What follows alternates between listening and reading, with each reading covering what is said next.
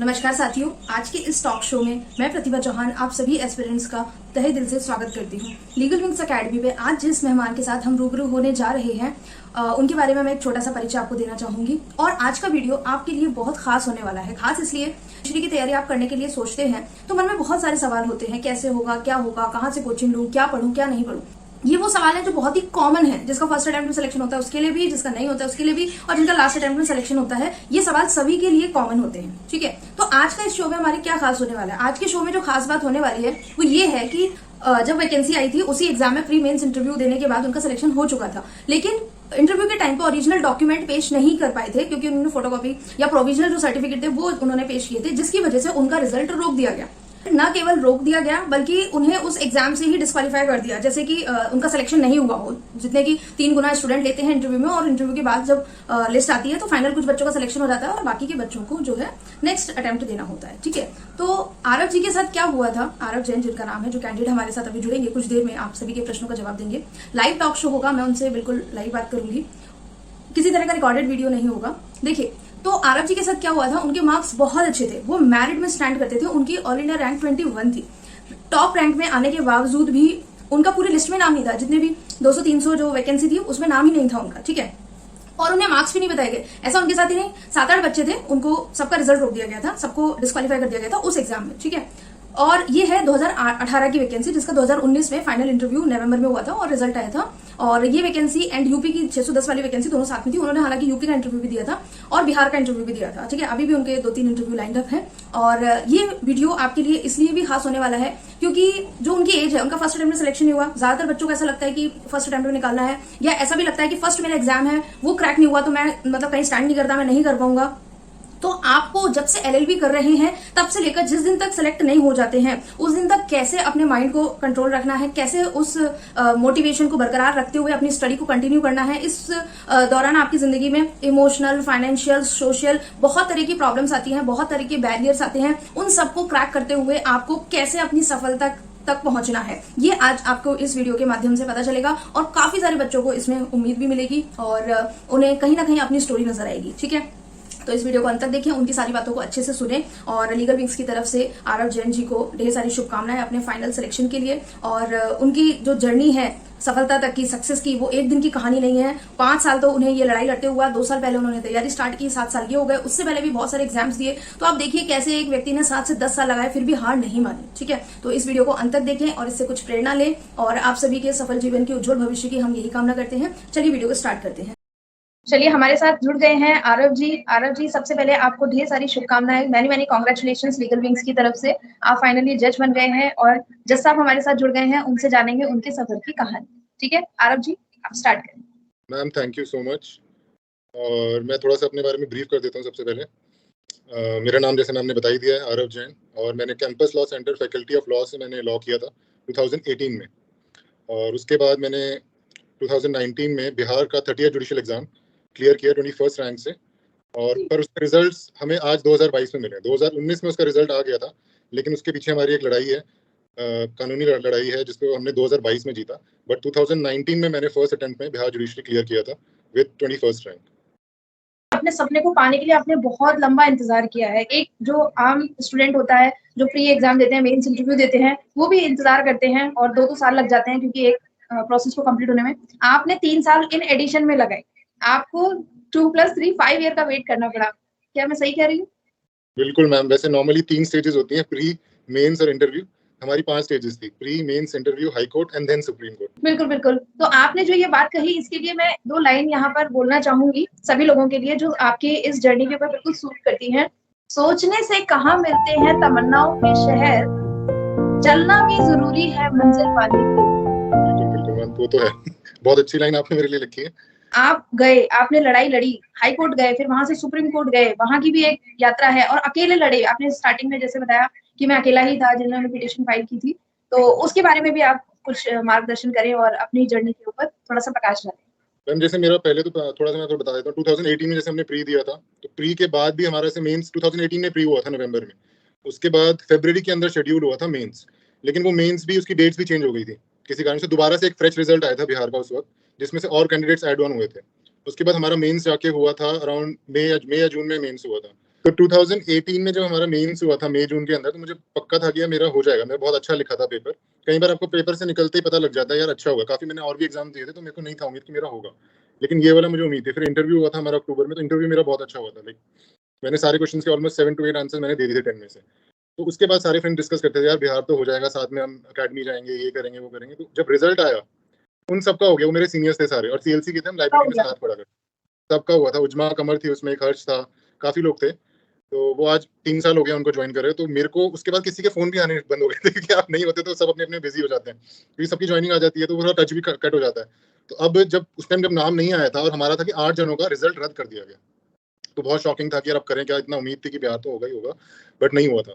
फिर next day जाके मैंने 2 दिन के अंदर हाई कोर्ट में रिट फाइल कर दी। एक रिट को बनाने के अंदर 1 हफ्ता लग जाता है, लेकिन मैंने पूरी रात भर टीचर्स से बात करके, मेरे को एडवोकेसी का एक्सपीरियंस नहीं था, लेकिन 1-2 एडवोकेट्स जो फ्रेंड्स थे, उनसे मैं मिला क्योंकि इतना पैसा खर्च करना नहीं था कि उस वक़्त ही हाई कोर्ट में जाएँ, इतना पैसा लगता है, पटना में किसी को जानते भी नहीं है। तो दिल्ली के किसी लॉयर को किसी फ्रेंड था, उसको हमने पकड़ा, उसके साथ रात भर हमने वर्कआउट किया, रिट बनाई। रिट भी बहुत अजीब-सी थी, बच्चों वाली थी। उस टाइम आता नहीं था काम, क्योंकि सीनियर लॉयर को हमने हायर नहीं किया था। तो रातों-रात हमने फाइल किया और हमें फर्स्ट डे पे हम वहाँ गए, पटना गए, वहाँ पे 7 दिन रहे। तो बहुत टफ था, नए शहर में जाके पटना एग्ज़ाम्स के बाद पहली बार गए थे। कुछ पता नहीं था वहाँ पर क्या सीन होता है, किस तरह से रिट फाइल होगी, कैसे क्या होगा। But somehow we managed to get it और हमारा जो है रिट को हमारा अलाउ कर दिया गया था। पर उसके बाद कम से कम 10 महीने लगे। 10 महीने तक हमारी तारीख नहीं आई थी। बेंच चेंज हो गई, पहले सिंगल बेंच हुई, फिर डबल बेंच हुई और 15 तारीख लगी, 15 एडजर्नमेंट्स हुई थी। वो बेंच रिटायर हो गई, फिर हमें नई बेंच अलॉट हुई। फाइनली जाके फिर कम से कम 15 तारीख लगी हाई कोर्ट के अंदर। और ये था कि उनके पास जो पैनल में लॉयर्स थे, वो हमा शुरू में पता लग जाता है कि हाई कोर्ट किस डायरेक्शन में जा रहा है। तो शुरू में हमारी डायरेक्शन में था, लेकिन फिर वो एडवोकेट जनरल ले आए। इस केस के अंदर एडवोकेट जनरल बिहार लेके आया था और उसके बाद हम हारते चले गए। मतलब लास्ट की 2 हियरिंग में पूरा पासा पलट गया था और हाई कोर्ट ने हमारे अगेंस्ट डिसीजन दिया था और काफ़ी बच्चों को, बहुत बहुत लोगों को मौका भी दिया गया था डॉक्यूमेंट जमा करने का। 40 बच्चे थे, उनको जमा करने का मौका दिया था, वो भी हमने दिखाया, उसका आंसर ही नहीं दिया था हाई कोर्ट ने। Then we went on to supreme court 2021 के अंदर और फिर उसमें भी पूरा 1 साल लगा और फाइनली अब 2022 के अंदर हमें रिजल्ट आया और हमारा रिजल्ट डिक्लेयर हुआ इस साल अब जाके। देखिए आरव जी, मैं यहाँ पर 2 लाइन ऐड करना चाहूँगी कि आपने कहा कि उन लोगों का सबका फ्रेंड का सिलेक्शन हो गया, उसके बाद फ़ोन आने बंद हो गए। तो मेरे माइंड में एक चीज़ स्ट्राइक करी, मैं आपको डिवोट करना चाहूँगी। एक दिया होता है ना? दिए के अंदर जो रोशनी होती है, वो खुद तो जल रहा होता है, कितना गरम होता है? होता है कि नहीं होता है? खुद जलता है, बर्न होता है, लेकिन वो चारों तरफ उजाला फैलाता है। फैलाता है कि नहीं फैलाता है? तो आपकी जो स्टोरी है उस दिए की तरह है, भले ही आप जल रहे थे उस समय, अंदर-अंदर बहुत परेशान थे, कितनी टफ जर्नी से आप गुजर रहे थे, आपके साथ वाले मतलब उनके घर में अलग तरह के दिए जल रहे थे और आपके घर में अलग तरह का दिया आप खुद बन के जल रहे थे। लेकिन आप करेक्ट। जानते हो आपकी जो रोशनी है वो कहाँ-कहाँ तक जाएगी? पूरे हिंदुस्तान में कितने बच्चों को मोटिवेट करेगी? मुझे जिनका लगता भले ही 2019 में सिलेक्शन हो गया, एक दिन वो लिस्ट छपी, नाम आया, 2-4 दिन का स्टारडम रहा, लेकिन आपकी जो स्टोरी है वो लंबे मील का पत्थर चलने वाली स्टोरी बनेगी और वो हर व्यक्ति के और हर एस्पिरेंट की लाइफ में आपकी स्टोरी ज़रूर जारी रहेगी और वो ज़रूर पढ़ेगा। जब भी कभी उसको ऐसा लगेगा यार मेरा सिलेक्शन नहीं हुआ, मेरी लिस्ट में नाम नहीं आया, वो कहेगा कि आरव जैन सर की एक बार स्टोरी देखो, उनके साथ क्या हुआ था और अपन लोग भी मोटिवेट होना है, ऐसे नहीं होना है बिल्कुल भी। तो आप उस मील के पत्थर की तरह साबित हो। आई होप सो सबको इससे मोटिवेशन मिले बिल्कुल, और आपकी स्टोरी घर-घर तक पहुँचेगी और हर उस जुडिशरी के एस्पिरेंट जो ये सपना देख रहा है कि मुझे जज बनना है और क्योंकि उसको नहीं पता, बच्चे क्या सपना तो देख लेते हैं कि चलो हमें जज बनना है, स्टारडम क्यों? वो 8 बजते हैं और एक लिस्ट आती है और वो पूरी ज़िंदगी बदल देती है कि कैसे एक आम आदमी जो आम बच्चा होता है, वो सेलिब्रिटी बन जाता है रातों-रात, राइट? सेलिब्रिटी बन जाता है कुछ दिनों के लिए।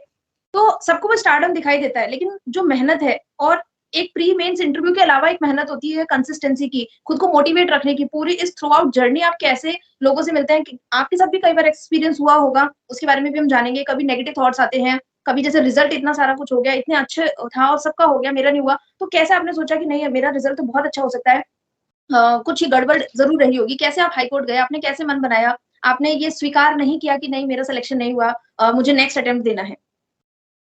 हाँ, मेरे को बस यही था कि यार मेरा पेपर अच्छा हुआ था, मैं एक बारी कोर्ट तो ज़रूर जाऊँगा कि ऐसे कैसे रिजल्ट रद्द कर सकते हैं, क्योंकि उसमें क्लॉज़ था कि अगर आप मैंने डॉक्यूमेंट वेरीफाई नहीं कराए थे कि भई आप ओरिजिनल में डॉक्यूमेंट लेके जाने पड़ते हैं और ओरिजिनल में वेरीफाई कराने पड़ते हैं। तो मेरा कैरेक्टर का सर्टिफिकेट नहीं है, तो बार काउंसिल ऑफ दिल्ली में जमा था क्योंकि आप एनरोल हो जाते हैं। तो वो उसकी जगह मैं एसडीएम का सर्टिफिकेट लेके गया, मैं और सर्टिफिकेट्स लेके गया था कैरेक्टर के, फिर भी उन्होंने नहीं लिया। मैंने कहा कि मैं पोस्ट कर देता हूँ, कहते हाँ, पोस्ट कर देना, हम कर लेंगे। मैंने पोस्ट कर दिया, उसके बावजूद भी उन्होंने मेरा रद्द किया और रद्द में ये था कि हमें पता ही नहीं हमारे नंबर कितने हैं, हमारे को हमने नंबर भी डिक्लेयर नहीं हुए थे। वो भी हम हाई कोर्ट से लेके आए थे नंबर कि एटलीस्ट हमें आपने पता। आरटीई करी थी? हाँ जी। आरटीआई आपने आरटीआई लगाई थी इस चीज के लिए? आरटीआई हमने लगाई थी और हम अपील में भी गए थे, तो उन्होंने कहा कि ये कमीशन की तरफ से आपको नहीं मिलेगा क्योंकि आपका रिजल्ट ही रद्द है, तो आपको हम आरटीआई में भी जवाब नहीं दे सकते क्योंकि ये एग्जाम्पशन में आता है। पहले हमने आरटीआई डाली थी और हाई कोर्ट में गए तो हाई कोर्ट ने नंबर मंगवाए। हाई कोर्ट को लगा अगर बच्चे मेरिट में हैं तो इनको मिलना चाहिए। शुरू में हाई कोर्ट हमारे साथ था, पर वो रिजल्ट निकालने के बावजूद भी अगेंस्ट गया। मतलब इसमें ये हुआ था, कई बच्चे थे इसमें, 30 से 40 बच्चे थे जिनके पास एनओसी वगैरह नहीं था on the day of the interview, but उनके जो क्लर्क्स थे वो लीनियंट थे, उनको अलाउ कर दिया। वो 20-20 दिन बाद भी कर रहे हैं। मतलब बहुत अजीब सा था। मतलब सबको मौका दिया जा रहा है, कुछ बच्चों को मौका दिया जा रहा है कि बाद में आप जमा करवा दो, तो वो जमा बताइए, करवाने। हाँ जी, हाँ आपने जी, ये जो लड़ाई लड़ी है, कानूनी लड़ाई भी लड़ी है और संघर्ष की जो आपकी लड़ाई है, उसमें अभी जो ये लिस्ट आई है उसमें टोटल 8 बच्चों का सिलेक्शन हुआ है, राइट? राइट, राइट, 8 बच्चों का है सिलेक्शन ना? हुआ और है। उनमें सेकंड रैंक आपकी है हाँ जी, हाँ जी। है ना? और और अब ये वाले मार्क्स जो अब आपके आए हैं, अगर हम ओरिजिनल रिजल्ट से कंपेयर करें तो उस समय आपकी कौन सी रैंक बनती अगर आपको ये लोग उसमें सेलेक्ट करते तो? मैम उस टाइम हमारा मेरिट है 21st, दोबारा रिवाइज मेरिट रिजल्ट आया है, तो 21st है। 21st 21st रैंक, बताइए। और ये भी हाई कोर्ट ने जानबूझकर नहीं किया था। हाई कोर्ट ने क्या किया था, जो बीपीएससी ने रिजल्ट निकाला, तो उन्होंने सिर्फ बताया कि आप लोग मेरिट में हैं। उन्होंने स्कोर नहीं दिया, हमारा मेरिट का रिजल्ट नहीं दिया, कितने नंबर है वो भी छुपा के रखा, क्योंकि अगर ये पब्लिक आई में आ जाता तो उस टाइम हाई कोर्ट को भी रीजनिंग के लिए बहुत मुश्किल हो जाता अगेंस्ट जाना, डिसीजन देना। तो अब ये पब्लिक में आया है हमारा रिजल्ट, रिवाइज रिजल्ट बीपीएससी ने परसों ही साइट में डाला है। ओहो। अच्छा, और सुप्रीम कोर्ट, हाई कोर्ट से जब आपने इसको वो करवाया, उन्होंने वहां से कैंसिल किया, तो सुप्रीम कोर्ट में जाने की जर्नी आप हमसे शेयर करें, कैसे रहा? क्योंकि काफी बच्चे हाई कोर्ट के बाद बहुत थक जाते हैं, मायूस हो जाते हैं कि नहीं अब इतना नहीं है। फाइनेंस का भी इशू हो जाता है कि सुप्रीम कोर्ट जाएंगे तो पैसे भी थोड़ा सा कहीं इशू है कहीं ना कहीं। तो इस चीज को आपने कैसे ओवरकम किया और कैसे इस लड़ाई को? लाइक 2021 मई के अंदर जैसे हम हाई कोर्ट में हारे, तो मेरे को भी था कि यार मैं नहीं जा रहा सुप्रीम कोर्ट, अब पता नहीं क्या होगा। 1.5-2 साल तो यहाँ पर हो गया, और हाई कोर्ट का एक वो होता है कि यार हाई कोर्ट से नहीं आया डिसीजन तो शायद सुप्रीम कोर्ट में भी नहीं आएगा। हाँ, जनरली सुप्रीम कोर्ट उसी को कंफर्म कर देती है।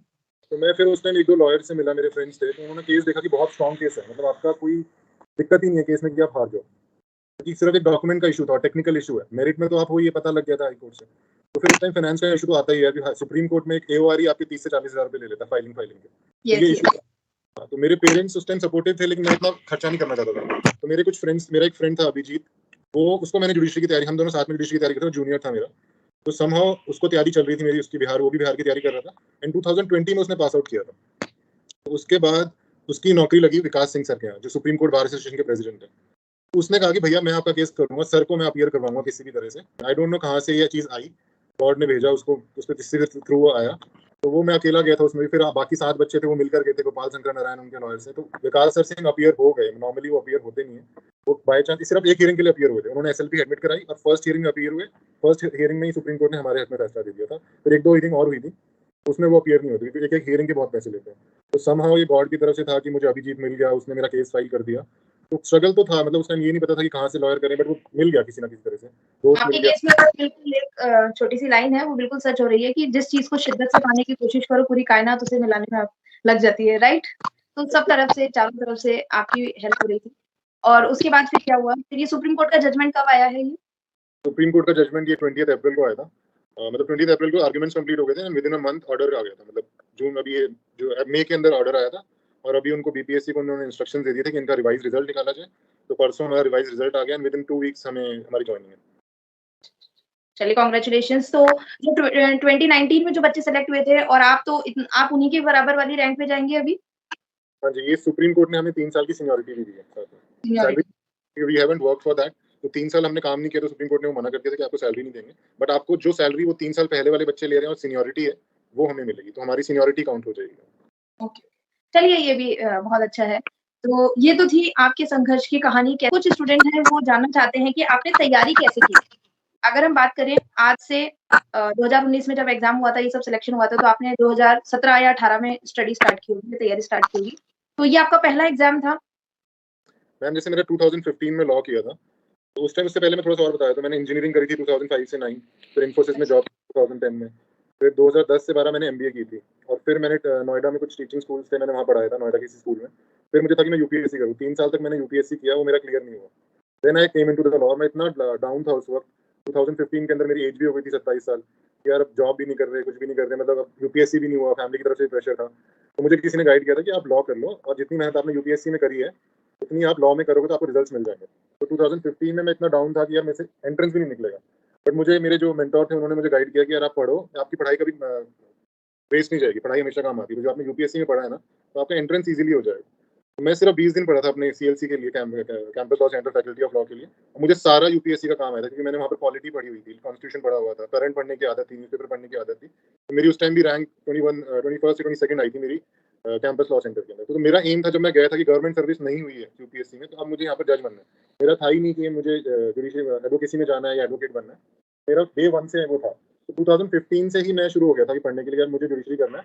तो ये भी मुझे पता था, मैंने काफ़ी सीनियर से बात करी हुई थी। उन्होंने कहा था कि पहले 3 सेमेस्टर्स बहुत इंपॉर्टेंट होते हैं, जिसमें सारे सब्जेक्ट्स आते हैं आपके, जो मेजर सब्जेक्ट्स हैं, IPC, CRP, CPC, evidence, torts, contract, Hindu Muslim, ये मेजर सब्जेक्ट्स हैं, ये आपके फर्स्ट 3 सेमेस्टर में आएंगे, तो सीरियसली पढ़ना। तो मेरे अच्छे परसेंटेज आए थे, मेरा फर्स्ट डिवीजन था, 65% आए थे। I was among toppers in CLC. उस टाइम से था, लेकिन फिर जुडिशरी की तैयारी अलग तरीके से होती है।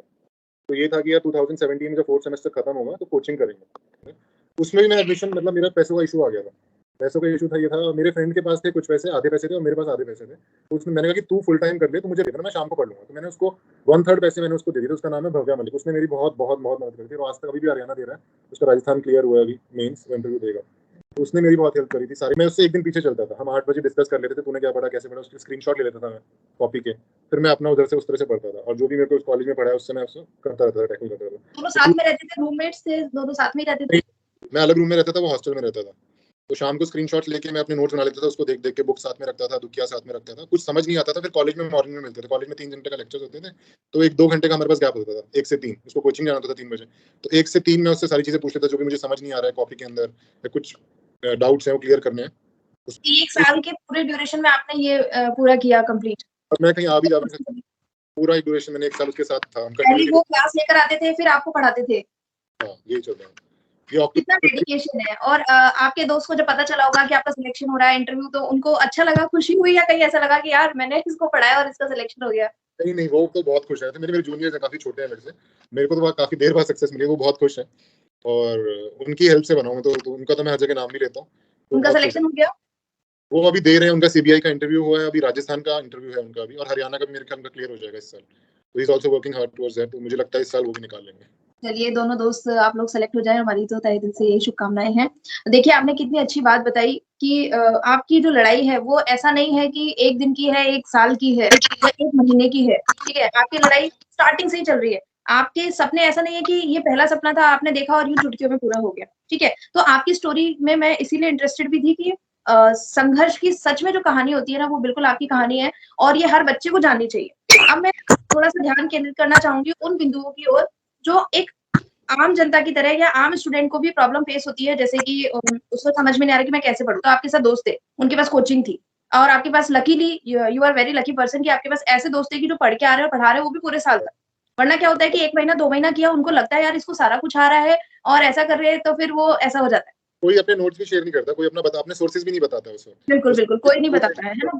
तो एक तो सबसे वो चीज़ भी रही, दूसरा ये डेडिकेशन की रोज़ पढ़ना, उस चीज़ को लेकर भी आपका वेट करना, लंच टाइम में जाकर वहाँ पर पढ़ना कॉलेज में, ये भी एक डेडिकेशन है, ठीक है? उसके बाद जब आपने प्री किया होगा, मेंस किया होगा, इंटरव्यू दिया होगा, ये आपका बिहार वाला, इससे पहले आपने कोई और एग्ज़ाम दिया था? हाँ बिहार जी, से मैं पहले? मेरा पहला अटेम्प्ट, जैसे 2018 में मैंने क्लियर किया था लॉ। सबसे पहले एमपी आया था। एमपी का मेरा प्री भी नहीं हुआ था और सबका हुआ था, मेरे भव्या का भी हुआ था, सबका। मेरा प्री नहीं हुआ था। मेरा प्री सिर्फ 2-3 नंबर से रहता, क्योंकि एमपी बहुत कट टू कट रहता है, बहुत हाई कट ऑफ जाती है। तो फिर मैं बहुत, उस टाइम मैं पहली बार बहुत डिसहेartened हुआ था कि यार मैं इतना पढ़ा हूँ पूरा साल, मेरा पहली बार प्री भी नहीं निकला। मैं शायद जुडिशरी के लिए भी नहीं बना हूँ, क्योंकि पहले भी फेलियर्स देखे थे। बट समहाउ मैं वापस आया कि यार नहीं पढ़ना है, पहला ही तो एग्जाम है, कोई बात नहीं, करेंगे। और फिर मैंने बिहार दिया। बिहार की सेकंड नोटिफिकेशन आई थी और उस टाइम 2018 में बहुत नोटिफिकेशंस आई थी एक साथ। बिहार की यस। आई नवंबर में, फिर यूपी का था दिसंबर में, फिर हमारा हरियाणा था। ये सब 15-15 दिन के गैप में सारे पेपर्स थे। UP, Bihar and then Rajasthan and Uttarakhand in 2019। तो मेरे सारे प्री निकले थे उस वक्त और मैं सारे मेंस दिए थे लगातार। लोग कहते हैं 1-2 स्टेट्स पकड़ो। हाँ, कुछ लोगों को सूट करता है कि यार 1-2 स्टेट्स पकड़ो। मेरे को ये था कि मेरी तैयारी होती चली जाएगी। अगर मैं सारी स्टेट्स दूंगा ना, अभी लॉ किया, कोचिंग करी है, तो 1 साल में सारे एग्जाम देता रहूंगा, तो मेरी प्रैक्टिस भी होती रहेगी। थोड़ा बहुत ट्विस्ट होता है हर में, 80% सेम होता है सिलेबस, 20-30% ट्विस्ट हर स्टेट्स में होता है। तो ऑन द गो यूपी का मैंने जनवरी के अंदर मेंस दिया। फिर मेरा मार्च के अंदर एक हरियाणा का मेंस था, उसमें मेरा नहीं हुआ। यूपी इंटरव्यू तक मैं पहुंचा। उसके बाद मैंने मई के अंदर राजस्थान दिया, उत्तराखंड का प्री दिया, और फिर हमारा बिहार का मेंस भी मई के जून के अंदर ही हुआ। और फिर उसके बाद राजस्थान और उत्तराखंड का सितंबर में मेंस था। तो 1 साल के अंदर करीबन 7 प्री हो गए और 7-8 मेंस दिए सारे कुल मिलाकर, और 2 इंटरव्यू दिए। तो वो 1.5 साल पढ़ते रहे। 2019 में फिर सब कुछ भी नहीं हुआ। 2019 में नवंबर में ये भी हो गया, रद्द हो गया रिजल्ट। तो फिर ये कोरोना भी आ गया, कोरोना हमारी पीक थी यार, पीक पे चल रहे थे 1.5 साल से, तो अब तो निकाल ही लेंगे 2020 में, ये तो ना आप सीनियर बन जाते हो पढ़ते-पढ़ते। तो 2020 के अंदर कोरोना आ गया, वो पीक हमारी खत्म हो गई। मैं अभी भी एग्ज़ाम दे रहा हूँ, मेरी अपनी होम स्टेट का, मैंने अभी हरियाणा का मेंस दिया, तो मेरा वो भी चल रहा है। लेकिन हाँ, वो था कि बस बिहार निकल गया, मेरा फर्स्ट अटेम्प्ट ही था, बाकी मेरा इसलिए निकला कि मैं सारे एग्ज़ाम्स दिए थे, तो मेरी थोड़ी-थोड़ी तैयारी के जो गैप्स होते थे ना, वो भर जाते थे हर एक एग्ज़ाम से। किसी में मुझे कोई क्वेश्चन नहीं आ रहा, कुछ होता था, तो गैप्स भरते रहते थे। ये आपने बिल्कुल सही पॉइंट कहा है। मैं भी कभी बच्चों को ये बोलती हूँ कि आप सारे एग्ज़ाम दो। चीज़ कि अच्छा तो आरव जी आप एक बात बताएँ सभी बच्चों को मैं ये संदेश देना चाहूँगी कि आरव जी का भी फर्स्ट जो अटेम्प्ट था उसमें प्री भी क्लियर नहीं हुआ था और आप देखिए सेकंड अटेम्प्ट में इन्होंने मेंस, इंटरव्यू और ऐसा नहीं है कि ये पहला इंटरव्यू था और इस इंटरव्यू के बाद इनका कोई संघर्ष नहीं था। इंटरव्यू से पहले भी यूपी का इंटरव्यू इन्होंने दिया है, बिहार का इंटरव्यू भी इन्होंने दिया, उसके बाद तो आप जान ही रहे हैं कि कितना इनके साथ रोलर कोस्टर की तरह पूरी इनकी जर्नी रही है, ठीक है? तो आपको कभी भी किसी भी कैंडिडेट को अपनी जर्नी को खत्म करने की जरूरत नहीं है।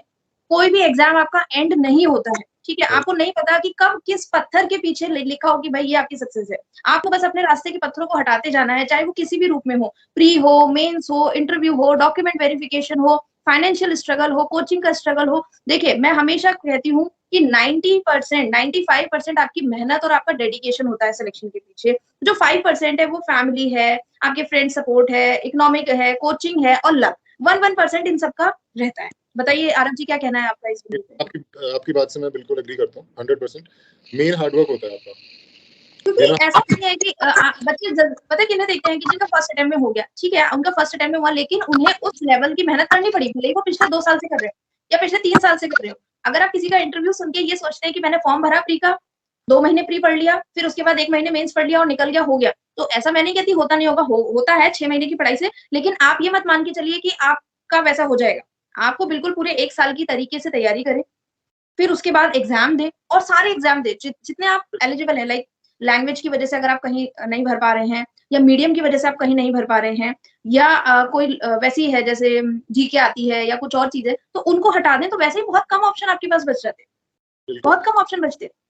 बिल्कुल सही कहा आपने। ये स्टेजेस लोगों को लगता है कि फर्स्ट अटेम्प्ट में हो गया, किसी ने कॉलेज खत्म किया और उसका फर्स्ट अटेम्प्ट में हो गया। मेरे साथ एक लड़की पढ़ती थी, उसका नाम साइशा चड्डा है, वो हमारे साथ लाइब्रेरी में आती थी। उसका राजस्थान फर्स्ट अटेम्प्ट में हुआ था, वो 23 साल की थी सिर्फ, बट उसने 5 साल में वो टॉपर रही है अपने कॉलेज की। वो 5 साल से मतलब सेकंड ईयर से एलएलएम की भी तैयारी कर रही थी, कोचिंग ले रही थी। मतलब उसकी 5 साल की जर्नी है, ये नहीं था कि उसने कॉलेज खत्म किया और फर्स्ट अटेम्प्ट में निकाल लिया। उसकी 5 बिल्कुल साल तब जाके उसका हुआ है। तो ये जर्नी ऐसे अचानक नहीं मिलता। आपको 1 साल तो लॉ पढ़ना ही पड़ेगा। आप जज की कुर्सी पे बैठोगे, तो आपको लॉ आना चाहिए, आपकी लैंग्वेज स्ट्रॉन्ग होनी चाहिए। तो वो पीछे की जर्नी होती है कि 1 साल तो आपको पढ़ना ही पढ़ना है। आप तैयार करते हो सब्जेक्ट, आपका सब्जेक्ट मटेरियल तैयार होता है।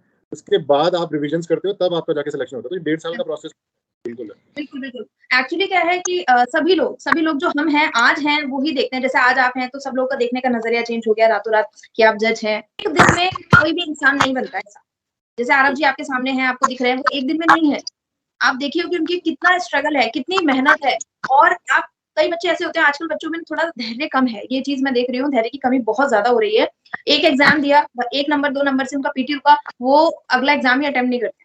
ठीक है, बोलते हैं कि अब तो हमें मैम कुछ अर्निंग-वर्निंग के लिए चाहिए, एज हमारी हो रही है। मैंने कहा इतनी कितनी एज है आप बताएँ ज़रा? बोलते 25 हो रहे हैं।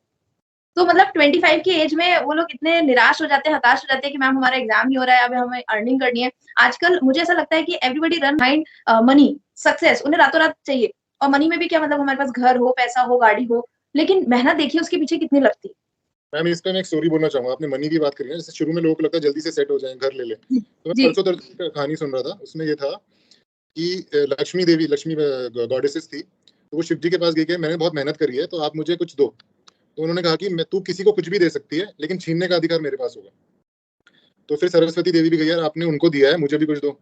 तो शिव जी ने कहा कि ठीक है, मैं तेरे को कुछ और अच्छा देता हूँ, बेहतर देता हूँ। तो उन्होंने कहा कि तू किसी को कुछ भी दे सकती है, लेकिन छीनने का अधिकार मेरे पास नहीं होगा।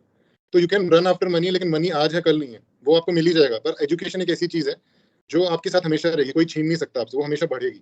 तो आप ये सोचो कि यार अभी मैंने मेहनत करी है, करते रहो, आपको कहीं न कहीं उसके रिजल्ट ज़रूर मिलेंगे, आज नहीं तो कल बिल्कुल, ज़रूर। बिल्कुल, पढ़ा हुआ तो कभी वेस्ट नहीं जाता। अगर आप एक बात ट्रेनिंग में बताना चाहें कि कोचिंग का क्या रोल है? मतलब क्या कोचिंग से ही सिलेक्शन होता है या क्या बिना कोचिंग के भी सिलेक्शन हो सकता है? मतलब आपको कैसा लगता है? आपके खुद के विचार का क्या कहना है? मैम मैंने वैसे यूपीएससी में भी कोचिंग करी थी, जुडिशरी में भी कोचिंग तो नहीं की थी, मतलब एक तरह से कोचिंग थी, वो पार्शियली कहा जाएगा कोचिंग थी, क्योंकि मैं नोट्स तो लेता ही था। तो कोचिंग का रोल ये होता है कि आपको एक रिदम मिल जाता है, आपको एक डिसिप्लिन मिल जाता है। आप खुद से अगर किसी में है कि यार मैं खुद अपना रूटीन बना सकता हूँ डिसिप्लिन में, मैं खुद घर बैठ के पढ़ सकता हूँ, तो well and good. But sources भी होते हैं, आपका काम आसान हो जाता है। कोचिंग वाले आपका टाइम बचा लेते हैं। जो आप सर्च करोगे 1 महीने के अंदर, कोई अगर किसी को निकालना है आईपीसी में डेथ के सेक्शन कहाँ-कहाँ पर है, तो वो हमारे को निकालने में टाइम लग जाएगा। तो वो कोचिंग वाले हमारे को आधे से ज़्यादा काम करके दे देते हैं। सारे केसेज़ एक जगह पे मिल जाते हैं। तो हमारा बहुत टाइम बच जाता है, तो हम रिवीजन में टाइम निकाल सकते हैं, लैंग्वेज पे सूट कर सकते हैं, कहीं जीके में लगा सकते हैं। तो कोचिंग का रोल तो है। आप कोचिंग से आपकी जर्नी आसान हो जाती है। पढ़ना आपको ही है। वो आपका एक बेस बना देंगे, आपकी अंडरस्टैंडिंग डेवलप कर देंगे। तो आपका जब बेस बन जाता है 50 टू 60%, उसके बाद मेहनत आप ही को करनी है। अगर मैम भी यहाँ पर मैम पढ़ाते हैं हमें लीगल विंग्स के अंदर, मैंने मैम का भी कोर्स किया हुआ है। मैंने 2019 के बाद किया था, लेकिन इनका जो लॉ है बहुत अच्छा है। इन्होंने अगर कोई इनका प्री कर लेगा, प्री में तो ये मतलब शॉर्ट नोट्स भी बनाते हैं, कंपाइलेशन वीडियोस भी बनाते हैं। इनका टॉर्च का कंपाइलेशन वीडियो देखना बहुत ही अमेजिंग है रिवीजन के लिए। कई बार मैं अपने नोट्स नहीं पढ़ता, मैम के नोट्स पढ़ लेता हूँ। अभी भी मैं एग्जाम दे रहा हूँ, तो मैम का मैंने शॉर्ट वो वाला किया था, आईपीसी, सीआरपीसी, सीपीसी एविडेंस और टीपीए कॉन्ट्रैक्ट कॉन्स्टी, ये मेजर सब्जेक्ट होते हैं 7। वो वाला मैंने मैम का कोर्स किया था। मैम के बहुत अच्छे नोट्स हैं, वर्ड टू वर्ड आप उसको पढ़ोगे, और मैम थोड़ा सा ऑडियो भी देती है, वीडियो भी देती है। उसके अंदर थोड़ा सा वर्कआउट आपको खुद भी करना पड़ेगा। जैसे मैम कहती है इसका आंसर खुद लिख के दिखाओ, मेरे से चेक करवाओ शाम को। तो ये है कि आपका बेस बन जाएगा। 60% जो मेंस की तैयारी है वो मैम कर देगी। प्री तो मैं ब्लाइंडली कहूंगा कि आप मैम को फॉलो कर सकते हो। प्री ये लोग कवर टू कवर करवाते हैं, या किसी भी इंस्टीट्यूट से। मेरा मैम का पढ़ा हुआ, तो मेरे को मैम पे विश्वास है, तो वो बहुत अच्छा है। मैम का प्री आप कर सकते हो लॉ के लिए, और मेंस का भी मैम बहुत अच्छे नोट्स देती हैं। जिसके नोट्स रेडी नहीं है, मैक्सिमम इंट्रो, जिसको आंसर राइटिंग प्रैक्टिस करनी की, यार आंसर नहीं बनते। कई लोगों को बहुत दिक्कत आती है, यार हम पढ़ तो लेते हैं लॉ, लेकिन आंसर नहीं पता किस तरह से लिखना है। तो ये मेरी आंसर राइटिंग भी इंप्रूव हुई थी मैम के नोट से काफी। मैंने एग्जाम मैं दिया यहाँ पे ना 2 पॉइंट क्लियर करना चाहूंगी आरव जी। सभी के लिए क्लियर करना चाहूंगी कि आरव जी की बात से आप लोग ऐसा मत सोचिएगा कि इन्होंने मेरे से कोचिंग की थी। आरव जी के सिलेक्शन में मेरा कोई रोल नहीं है। इन्होंने अपनी पहले पढ़ाई की हुई है और पहले ही पूरा स्ट्रगल किया है, मेहनत की है। इन्होंने 2019 में सिलेक्शन ले लिया था, और अनौपचारिक रूप से, औपचारिक रूप से अब इनका सिलेक्शन हो गया है। और ये मुझसे जुड़े थे 2020 में, कोविड के टाइम। तो डेफिनेटली इनका जो आज रिजल्ट है उसमें मेरा कोई रोल नहीं है, फ्रैंकली स्पीकिंग। नंबर 2, तो मैं ये बात बताना चाहूंगी कि आरव जी का सिलेक्शन हो चुका था। उसके बाद इन्होंने कंटिन्यूटी के लिए ज्वाइन किया था, वहां पर मैं पढ़ाती थी। तो आप ये मान के चलिए कि सिलेक्टेड कैंडिडेट ने वो नोट्स पढ़े हैं। सेलेक्टेड कैंडिडेट का ओपिनियन है ये, ठीक है। और ये भले ही इनका सिलेक्शन पहले हो गया हो, लेकिन ये बाद में मुझसे जुड़े, इनको मेरा कंटेंट अच्छा लगा, ठीक है। इन्होंने और उसके बारे में बताया, तो ये इनका खुद का बड़ापन है। बाकी इनका जो सिलेक्शन है वो 2019 में हो चुका है, और ये 2020 में जुड़े थे, और तब तक इनकी बहुत मैच्योर हो चुकी थी सोच, और ये सिलेक्टेड थे ऑलरेडी। मैं आपको काटना चाहूंगा इसमें। मेरा जो है ना 2019 तक बहुत बेस ठीक था। मेरी राइटिंग में बहुत दिक्कत थी। और अभी भी एग्जाम दिया मैंने, बिहार का दोबारा दिया था। मेरा भी इंटरव्यू है, लेकिन मैं दे नहीं रहा क्योंकि सीट खराब होगी। और फिर मैंने एमपी भी दिया, दोबारा से हरियाणा दे रखा है मैंने, राजस्थान मेरा नहीं हुआ था प्री। तो मैंने तब आपके नोट से अपनी चीज़ों को इम्प्रूव किया था काफ़ी चीज़। तो काफ़ी मेरी आंसर राइटिंग बहुत अच्छी हो गई थी उसके बाद। अगर मैं आज दोबारा एग्जाम दे रहा हूँ तो मेरी बहुत इंप्रूव्ड है। तो आपसे मुझे फायदा हुआ। उस सिलेक्शन मेरा जैसे भी हुआ पहले हुआ था, लेकिन अब ये मैं कहना चाहूंगा कि मेरा इंप्रूवमेंट काफ़ी चीज़ों से हुआ है। तो मैम के जो पीडीएफ के नोट्स हैं बहुत अमेजिंग है।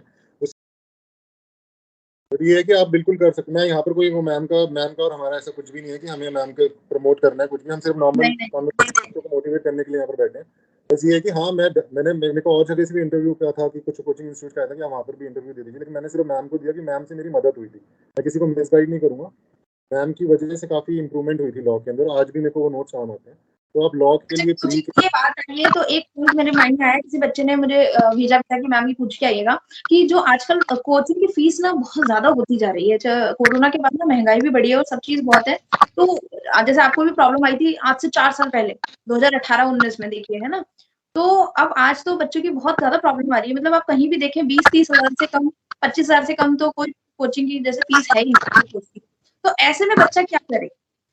और एक बार कोचिंग ले लेते हैं, पेरेंट्स एक बार कोचिंग करा देते हैं, लेकिन वो दूसरी बार कंटिन्यूटी के लिए टेस्ट सीरीज हुआ, कुछ भी हुआ, तो फिर वहां पर बच्चा कैसे अपने आप को मोटिवेट रखे और कैसे कीप इन टच, मतलब जो होता है ना स्टडी के, कैसे रहे बरकरार। आपने बिल्कुल सही क्वेश्चन किया। इसमें प्रॉब्लम सबको आती है, हर कोई। पहले जो मैं इंस्टीट्यूट का नाम नहीं ले रहा, वहाँ पर 1,70,000 रुपये कोचिंग थी मेरे टाइम पे।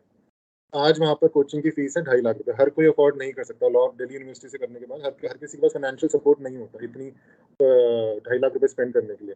तो दिल्ली के टॉप इंस्टीट्यूट हैं जहाँ बोला जाता है ब्रांडिंग, जिनके नाम है, 90,000 से कम किसी की फीस नहीं है।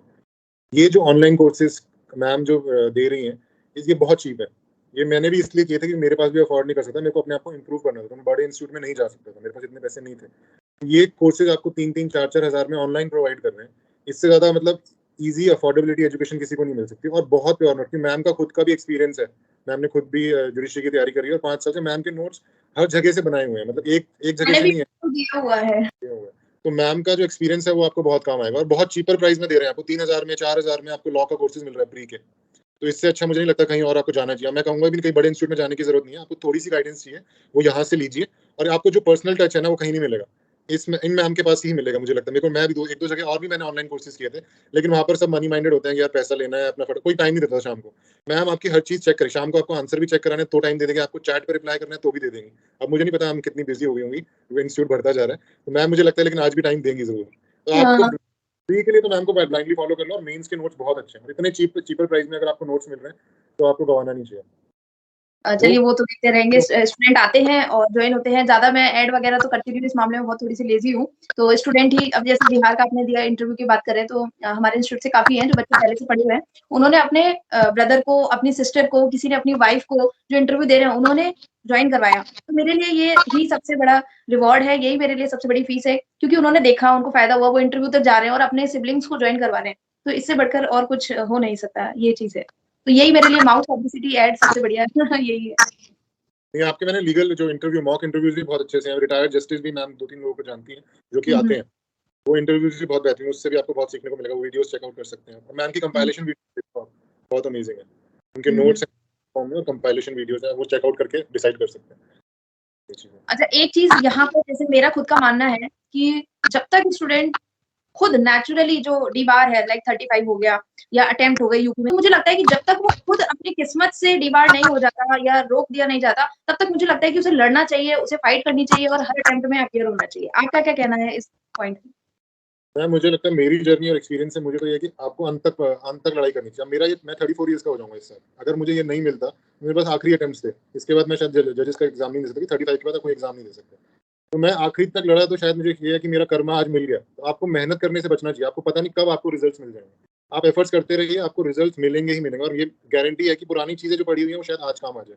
पुराना वो जो एक कर्म है, उसका हाँ, फल आप एक मोटिवेशन वाला वो दिखता है ना कि 2 लड़के हैं, वो दीवार खोद रहे हैं हीरे के लिए, और एक लड़का खोदता जा रहा है, खोदता जा रहा है और उसको मिल गया है। लेकिन एक लड़का जो है खोदता रहा, परेशान हो गया और जब से आखिरी हथौड़ा मारना था, वहीं से उसने बैकआउट कर दिया।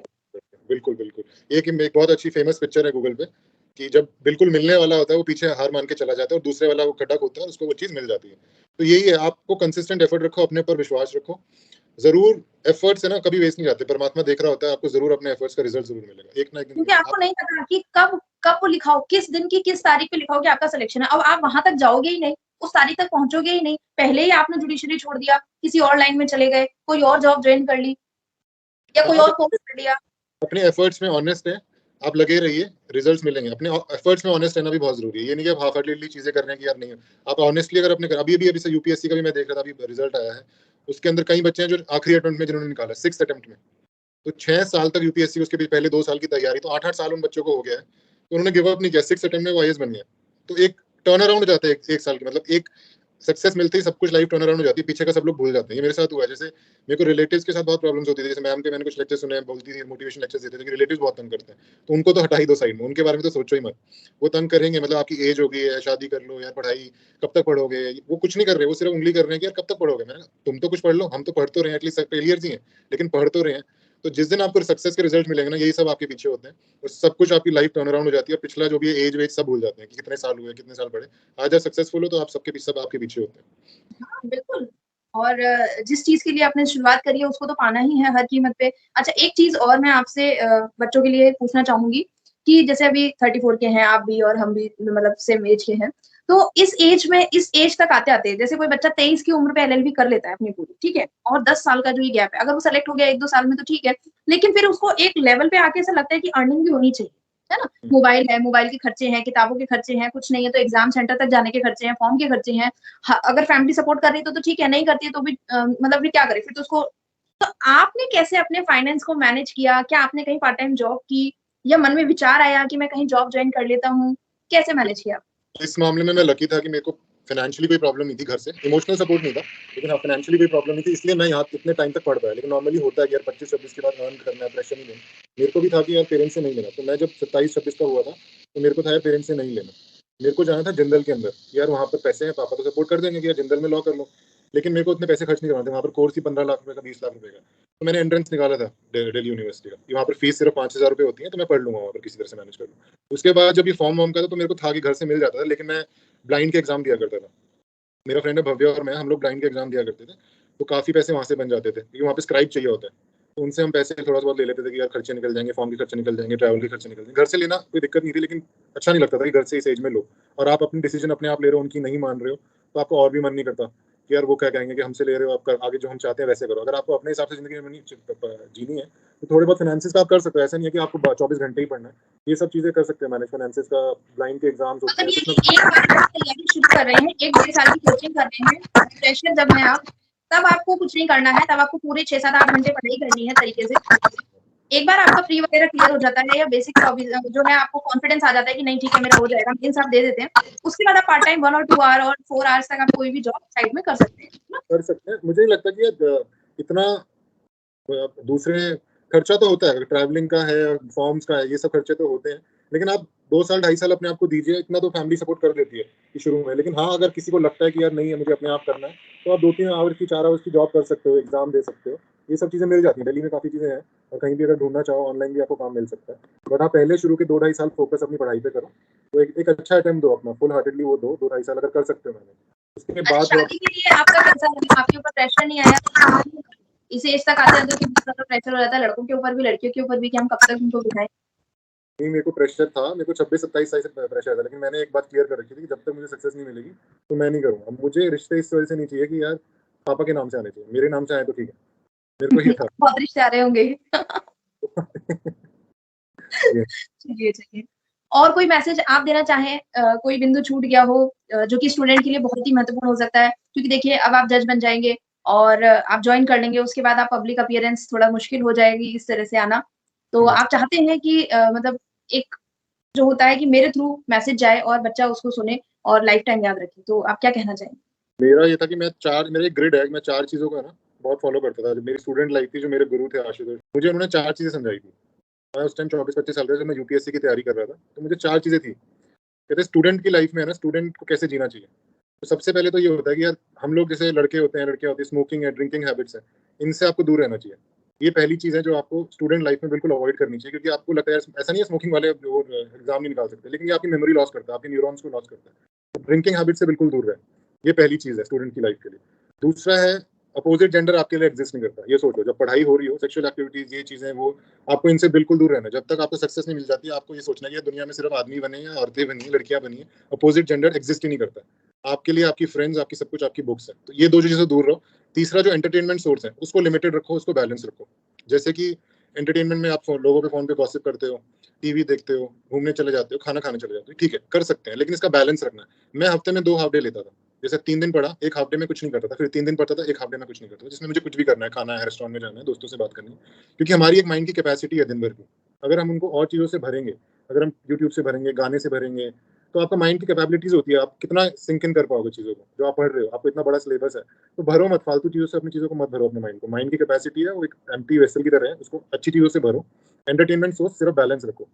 उसको ये 3 चीज़ों का ध्यान रखो और जितना भी मैक्सिमम टाइम है अपना पढ़ाई पे ध्यान दो और उसको डिस्ट्रैक्शन से दूर हो सारी चीज़ें। ये 4 चीज़ें हैं कि एंटरटेनमेंट, स्मोकिंग, ड्रिंकिंग और सेक्सुअल एक्टिविटीज़ से दूर रहो और सिर्फ पढ़ाई पे जितना टाइम दे सकते हो। स्टूडेंट लाइफ के लिए ये है। आप 26-27 तक आपको यही करना चाहिए, इसके सिवाय कुछ और सोचना नहीं चाहिए। जब तक आपका रिज़ल्ट ना मिल जाए, तो ये आपको करना चाहिए। बिल्कुल, एंड में बिल्कुल। एक लाइन और बोलना चाहता हूँ। मैंने एक लाइन पढ़ी थी, परसों ही थी, सद्गुरु की लाइन। मैं सद्गुरु को बहुत सुनता हूँ, ओशो को बहुत सुनता हूँ, जिद्दू कृष्णमूर्ति है, उनको बहुत सुनते हैं, सारे स्पिरिचुअल वो थे। तो एक लाइन बड़ी अच्छी थी कि उन्होंने किसी को बोला कि उनका इंटरव्यू चल रहा था, तो एंड में उन्होंने बोला कि I wish your dreams never come true. तो वो शॉक थे कि ऐसा कोई किसी को कैसे कह सकता है, I wish your dreams never come true. तो उन्होंने जाते जाते बोला कि because I wish you get more than what you can dream of. आप अपनी ड्रीम से भी ज्यादा आपको मिले। तो ये बड़ी अच्छी लाइन है, मैं स्टूडेंट्स को यही बोलूंगा, तुम्हारी ड्रीम्स पूरी ना हो, तुम्हें अपनी ड्रीम से ज्यादा मिले सबको। सब अपनी मेहनत करते रहिए, आपको बहुत मिलेगा। कंसिस्टेंट एफर्ट रखिए, डिसिप्लिन रखिए और जो भी डिस्ट्रैक्शन है उनसे दूर रहिए। मतलब self discipline and self motivation वो ही बहुत ज़रूरी है, हार्ड वर्क तो करना ही है और आपको खुद मोटिवेट रहना है। अच्छा एक चीज़ और मेरे माइंड में बिल्कुल आया क्योंकि देखिए मैं खुद भी एक स्टूडेंट हूँ अभी भी और आप भी स्टूडेंट हैं और हम सब स्टूडेंट ही हैं, जीवन के हर पड़ाव पे हम कुछ ना कुछ सीखते ही, ठीक है? तो मेरा ये है कि आजकल के बच्चे कहते हैं कि मैम आजकल सब कुछ यूट्यूब पे है, हम कोचिंग क्यों जाएँ? हम यूट्यूब से ही पढ़ लेंगे। तो उस मतलब उस परसेप्शन को लेकर के आपका क्या कहना है कि आजकल सब सारा कंटेंट यूट्यूब पे है? तो हम किसी कोचिंग को क्यों जॉइन करें? हम यूट्यूब से ही पढ़ लेंगे। मुझे लगता है अगर यूट्यूब से अगर कोई पढ़ने का, यूट्यूब से ना आपको बहुत सा टाइम निकालना पड़ता है, आपको बहुत सारे सोर्स, अगर कोई वीडियो है किसी का, मैंने ऐसे मैं यूपीएससी सिविल की तैयारी कर रहा था मैं किसी वीडियो से, तो इतनी वीडियोस हैं, आपको छानना पड़ेगा उसके अंदर से कहाँ पर सिलेबस से, कंटिन्यूटी नहीं बन पाती, एक रिदम नहीं बन पाता। कोचिंग से क्या होता है, और इतने कम पैसों में कोचिंग कहीं मिलेगी भी नहीं, पहली बात वो यूट्यूब के बराबर ही है, आपको 5-6 हज़ार में 4 हज़ार में कोर्सेज मिल रहे हैं, तो बहुत मुश्किल हो जाता है वहाँ छानना, अपने फिल्टर करना अपने सोर्सेज को, तो हर चीज़ मिल नहीं पाती है, आपको एक पूरा कंटिन्यूटी नहीं मिलेगी चीज़ों की, रिदम नहीं बनेगा, आप और लोगों से भी बातचीत कर सकते हैं, टीचर से इंटरेक्शन भी बहुत ज़रूरी होता है। कई बार लॉ एक ऐसी चीज़ है जहाँ पर डाउट्स आते हैं, कुछ टर्म्स होते हैं जो यूट्यूब पे नहीं मिलते हैं आपको, हर चीज़ नहीं मिलती, और लॉ इतना वास्ट भी नहीं हुआ यूट्यूब पे, इतनी सारे पूरा कोर्सेज नहीं है पूरे हर सब्जेक्ट का, और किस तरह से आंसर लिखते हैं, बहुत सारी चीज़ें होती हैं वो आपको कोचिंग में ही सिखाई जाती हैं कि आपको यार लैंग्वेज कैसे करनी है, जीके कैसे करनी है, तो पूरा का पूरा एक पूरा कंपाइलेशन होता है हर चीज़ का, तो वो कोचिंग से आपको एक रिदम और कंटिन्यूटी मिलेगी। यूट्यूब पे हर चीज़ नहीं मिलेगी, यूट्यूब पे आप बिट्स एंड पीसेस में चीज़ें मिल जाएँगी, यार ये कर लिया, और यूट्यूब का भी यूज़ कर सकते हो आप, ऐसा नहीं यूट्यूब का यूज़, पर रिदम जो है, कंटिन्यूटी जो है, मोटिवेशन चीज़ें भी होती हैं, और भी चीज़ें होती हैं, आप कॉन्टैक्ट में रहते हो चीज़ों के, तो वो ज़रूरी है, इसलिए कोचिंग हो जाती है, कि करनी तो चाहिए थोड़ा बहुत। जी, एक क्वेश्चन ना मेरे माइंड में आया है कि जैसे आपके फ्रेंड्स थे, तो वो चीज़ मैंने नोट की कि फ्रेंड्स का बहुत बड़ा रोल है आपकी लाइफ में और आपने उनको क्रेडिट भी दिया है, बहुत अच्छी बात है ये। लेकिन लड़कियों के साथ थोड़ी प्रॉब्लम हो जाती है, उनके थोड़े फ्रेंड सर्किल ऐसा नहीं होता है। एक तो मतलब लड़कियाँ नोट शेयर भी नहीं करती हैं, ठीक है? दूसरा मोटिवेशन, और अगर उनको लग गया कि यार इसका सिलेक्शन हो रहा है, हम रह गए तो वो और ज़्यादा। तो लड़कियों की लाइफ में थोड़ा दोस्ती वाला जो सर्कल है, थोड़ा कम होता है और एक इमोशनल बैरियर बहुत ज़्यादा होता है। एक तो वो खुद इमोशनल होती हैं, बहुत ज़्यादा लड़कों के कंपैरिज़न में। दूसरा फैमिली प्रेशर बहुत होता है। तो आप उन लोगों को क्या सलाह देना चाहेंगे स्पेशली फीमेल कैंडिडेट्स के लिए? क्योंकि मुझे ऐसा लगता है कि फैमिली का जो इमोशनल प्रेशर है, जैसे आप 34 के हो गए, लेकिन एक लड़की को 34 तक बिठाना कि भैया तुम तैयारी करो, तो ये बहुत मुश्किल है। ये तो है, फैमिली का प्रेशर तो होता है, लड़कियों पे ज़्यादा होता है कि यार शादी करनी है, 30 तक करना है, तो उसमें लिमिटेड टाइम जो भी आपको देते हैं, कई बार कहते हैं आपको 3 साल देते हैं, आप जो मर्ज़ी करना चाहो करो। तो उसमें आप अपने बेस्ट एफर्ट्स करो, ऐसा नहीं है, पर आप अपना स्टैंड भी ले सकते हो, जब करना है तो करना है। अगर आप चाहते हो कि यार मैं कर सकती हूँ और मैं स्टैंड ले सकती हूँ, तो फाइट फॉर इट, आपको किसी के सामने झुकने की ज़रूरत नहीं है, पेरेंट्स का प्रेशर होता है, पेरेंट्स मान जाते हैं, शुरू में आपको मना ज़रूर करते हैं, लेकिन मान ज़रूर जाएँगे, आप ऑनेस्ट है अपने एफर्ट्स में, आप करते रहिए, ऐसा नहीं है। मुश्किल ज़रूर होता है, मैम को देख, मैम अभी आज कर रही हैं, आज मैम ने कुछ ना कुछ कर ही लिया अपनी उसके साथ, एजुकेशन के साथ। आज मैम का बहुत अच्छा इंस्टीट्यूट है, बच्चे पढ़ा रही हैं, बहुत बच्चों को आज जज बना रही है मैम। तो ऐसा नहीं है, प्रेशर है, लेकिन वो आपको खुद ही डील करना पड़ेगा। इमोशनल प्रेशर भी होता है, ये आपकी अपनी स्ट्रेंथ है, आपको निकालना है हाँ, स्टैंड, मैं अभी तक अनमैरिड हूँ, मेरी अभी तक शादी नहीं हुई है वैसे भी। तो स्टैंड तो लेना पड़ेगा अपने ड्रीम्स के लिए, अगर जो स्टैंड नहीं ले सकता, फिर वो जुडिशरी वैसी जॉब कैसे करेगा, या आईएएस कैसे बनेगा? उसको क्योंकि कोई डिसीजन मेकिंग सबसे इम्पोर्टेंट ही इस जॉब में ये है, डिसीजन मेकिंग आपकी पावर बहुत स्ट्रांग होनी चाहिए और एक बार आपने जो डिसीजन ले लिया, उस पे आपको अड़िग रहना है, आपको हटना ही नहीं है, चाहे कुछ भी हो जाए। आजकल ट्रेंड भी चेंज हो रहा है, जो पहले चीज़ें थी कि पहले एक इंडिया के जो थी एज थी, जो 24 थी, 21, 24 तक करवा देते थे। आजकल पेरेंट्स भी पोस्ट ग्रेजुएशन करने देते हैं, आपको 28 तक मौका देते हैं कि यार पढ़ो। तो प्रूव कर सकते हैं, बहुत अच्छा, मतलब 28 तक तो काफ़ी टाइम होता है बच्चों के पास कि जिसमें आपको प्रूव कर सकते हैं। मेरा सिनेरियो थोड़ा कुछ अलग था, जो चीज़ें अलग 34 तक पड़ गई। मैं 31st में ही बन गया था, वो 3 साल मुझे कोर्ट में लग गया, लेकिन हाँ 28 तक एक काफ़ी अच्छा टाइम होता है, आप अपने आप को 4 से 5 साल दे सकते हैं और अपना फर्स्ट अटेम्प्ट में ही कोशिश करिए अच्छे से अच्छा करने की, ये चीज़ है। आपको कभी इमोशनल फील हुआ है कि आप अलोन हो और मतलब कभी आपको ऐसा लगा कि मैं ये जर्नी छोड़ देता हूँ, कुछ और जॉइन कर लेता हूँ? हाँ, ये बहुत होता है, ये आपको एवरी 2 मंथ्स 3 मंथ्स आएगा। मोटिवेशन होगी, आपको एक तो इमोशनल सपोर्ट नहीं होता, कहीं से भी नहीं होता। आपको घर से तो सबसे पहले हट जाता है। क्योंकि वो चाहते हैं आप, उनके पास पेशेंस ही नहीं है। वो चाहते हैं आप आज ही कमाना शुरू कर दो, आप आज ही जॉब कर लो, जो करना है अभी कर दो। पेशेंस होते नहीं, क्योंकि उनकी अपनी जर्नी, उनका अपना सोचना है, वो अलग बैकग्राउंड से, अलग सर्कमस्टेंसेस से बड़े हुए हैं। हमारा अलग सिनेरियो होता है। तो ये तो 2-3 महीने आपको ऑटो सजेस्ट करना पड़ेगा अपने आप को, अपने माइंड को है ना, अपने सेल्फ मोटिवेट करना, अपने आप को सेल्फ हिप्नोसिस करना, यार नहीं करना है, करना है, करना है। तो ये सब आपको अपने आप ही करना है और मोटिवेशन लेक्चर भी किसी और का सुन लोगे, वो टेम्परेरी रहता है, 1 दिन के लिए, 2 दिन के लिए। तो जो काम एग्ज़ैक्टली। मोटिवेशन करती है, वो कोई और कुछ चीज़ें नहीं कर सकती। आपका एम है, गवर्नमेंट सर्विस है, लाल बत्ती है, कुछ भी है, उसके साथ स्टिक रहो। बिलीफ बहुत ज़रूरी है। बिलीफ होना बहुत ज़रूरी है अपने ऊपर, अपने एफर्ट्स ऑनेस्ट हैं, डिसिप्लिन है, बिलीफ रखो अपने ऊपर, चीज़ें होंगी। ये, और हाँ, मैंने एक, विश्वास रखिए, कम से कम आप तो रख लीजिए, दुनिया तो बैठी है आपके ऊपर शक करने के लिए। आप जब बनोगे तो आप भी तब भी लोग ये कहेंगे कुछ ना कुछ उल्टा-सीधा, बहुत टाइम हो गया, ये हो गया, वो हो गया। लोगों को तो काम है आपको नीचे टाँग पकड़ के नीचे खींचना। आप अपने बिल्कुल, आप को आपकी है, हैप्पीनेस की ज़िम्मेदारी भी आपकी ही है। बिल्कुल, बिल्कुल सही कह रहे हैं। और एक मूवी ज़रूर देखना, मैंने एक मूवी बहुत रिकमेंड करता हूँ, मैं 2006 में आई थी, सीक्रेट्स, हिंदी में है वो, यूट्यूब पे इंग्लिश में भी मिल जाएगी आपको, वो लॉ ऑफ अट्रैक्शन के ऊपर है।